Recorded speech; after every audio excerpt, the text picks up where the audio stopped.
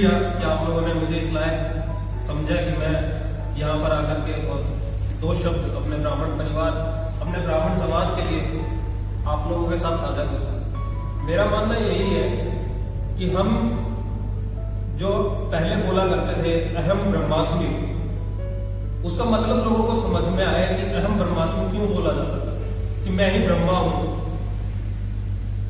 उसके लिए अहम ब्रह्मास्मि, तत्त्वमसि, ऐसे कुछ करके कुछ लाइनें थी और जो संस्कृत में थी, हम लोग उन सब चीजों से अलग हटते जा रहे हैं।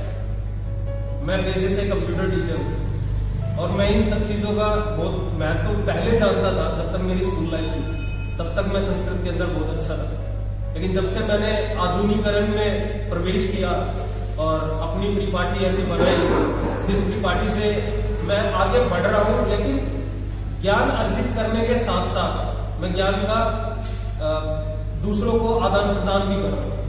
आदान प्रदान मतलब किस वे में? जैसे कंप्यूटर में क्या होती है, इंग्लिश लैंग्वेज होती है। हम लोग अंग्रेजी की तरफ इतना बढ़ चुके हैं कि हम लोग अपने जो स्वर होते थे ना, स्वर, व्यंजन, ठीक है, तो मात्राएं हमारे लिए बहुत कुछ थी, लेकिन आज हम सिर्फ 5 मोबाइल में फंस करके रह गए।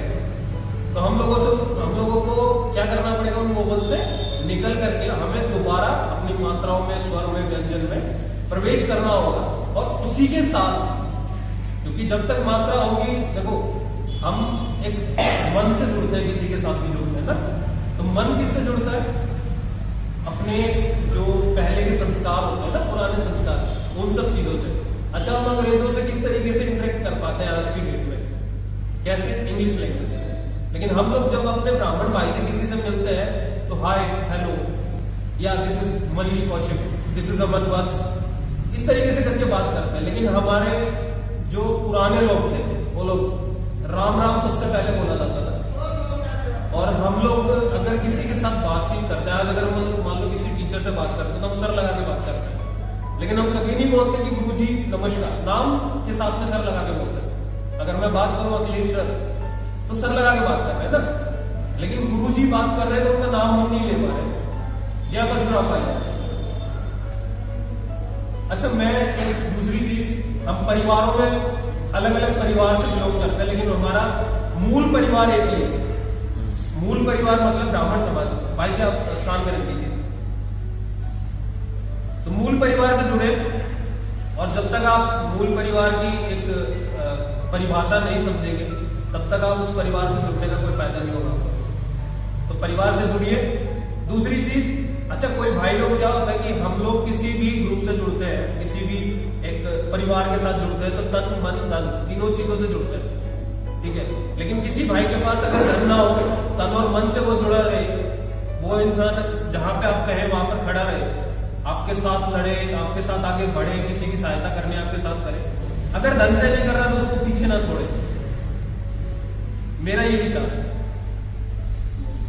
बहुत बढ़िया, ठीक है।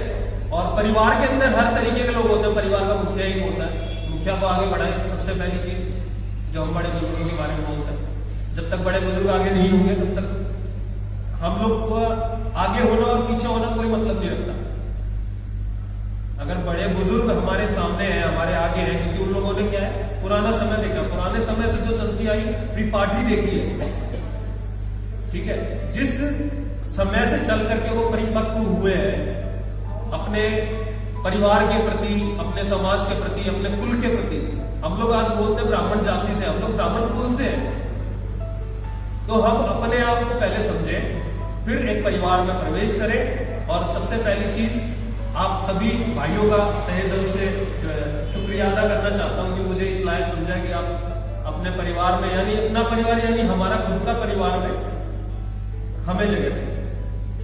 जय परशुराम। जय परशुराम। बहुत बढ़िया।